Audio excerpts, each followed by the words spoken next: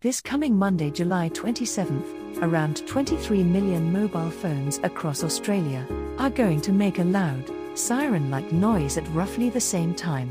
It will happen even if your phone is on silent, even if it's face down on your desk, even if you're in a meeting, and you cannot opt out of it. Don't panic, it's a test, but it's a test of something genuinely significant. AusAlert, Australia's new national emergency warning system. Today we're breaking down what it is, why it exists, why you can't turn it off, and what it actually means for your safety.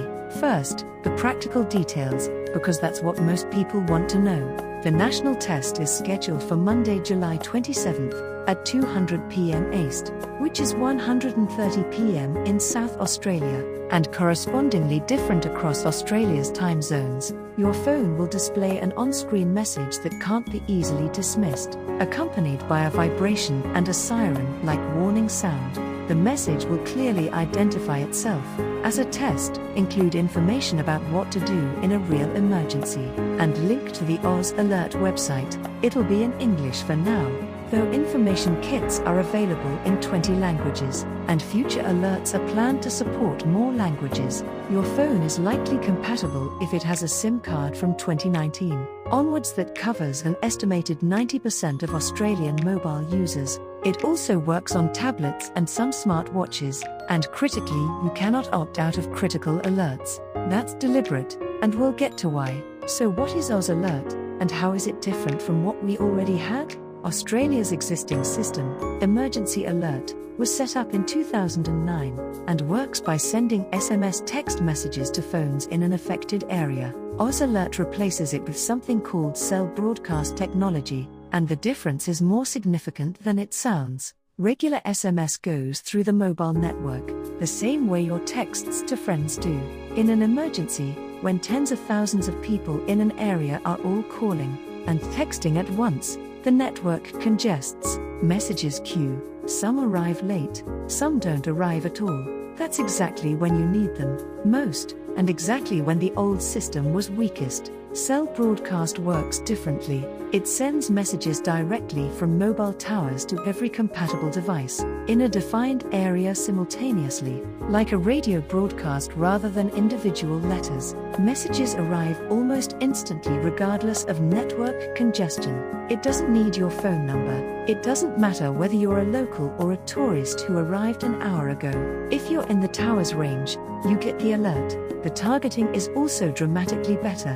AusAlert can send a nationwide alert across state borders, or narrow a warning to people within about 160 meters of an incident. There are two levels: a critical alert for imminent threat to life and property, and a priority alert for watch and act or advice warnings.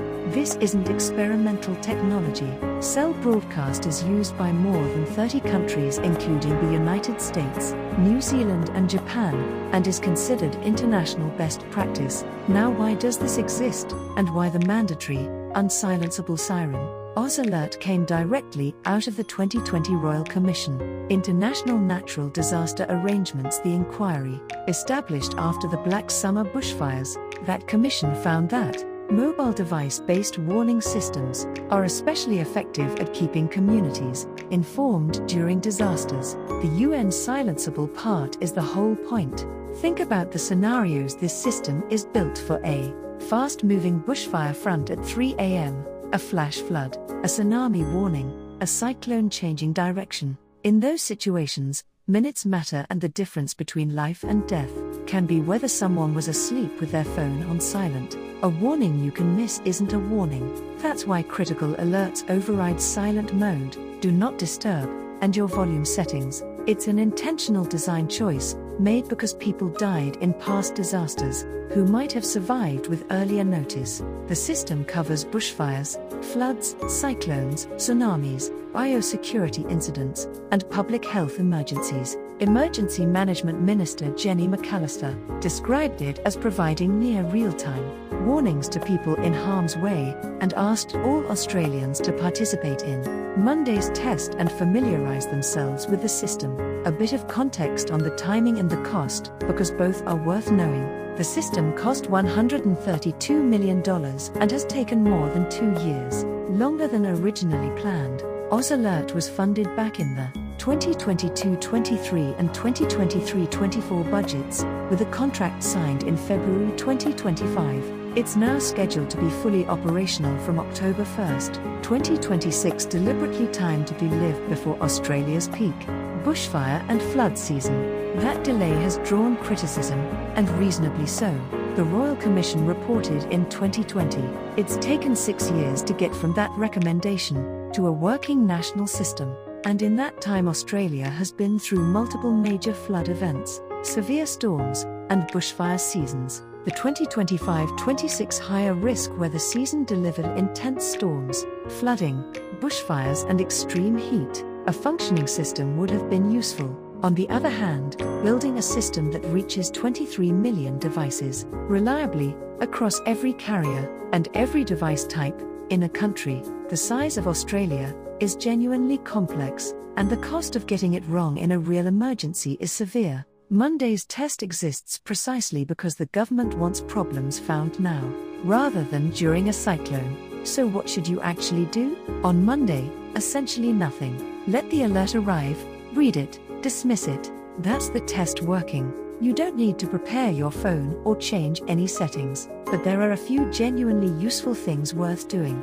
If you have elderly parents or relatives, give them a heads up before Monday. A sudden siren from a phone at full volume is alarming. If you don't know it's coming, particularly for someone who might think something is wrong with their device, a quick call beforehand saves a lot of confusion. The same goes for anyone who might be distressed by a sudden, loud alarm. People with anxiety, sensory sensitivities, or PTSD. Advance warning helps. If you're driving at 2 p.m. on Monday, be aware it's coming. Don't let a sudden siren from your phone startle you at the wheel. And after the test, take 2 minutes to think about the real thing. If a critical alert arrives during a bushfire or flood, what's your actual plan? Where would you go? Who would you call? The alert only saves lives if the person receiving it knows what to do next. That's the part the technology can't do for you. Monday's siren will be brief and slightly annoying, but it represents something worth having. A system designed so that during the worst moments, the fire front moving faster than expected, the water rising in the middle of the night, the warning actually reaches you. Given what Australia has been through with fires and floods over the past decade, that's a test worth putting up with. Have you been through a bushfire or flood where warnings arrived too late or didn't arrive at all? And will you be ready for the siren on Monday? Drop it in the comments, and please share this with anyone who might be caught off guard, especially older relatives. Like and subscribe for more Australian news explained simply.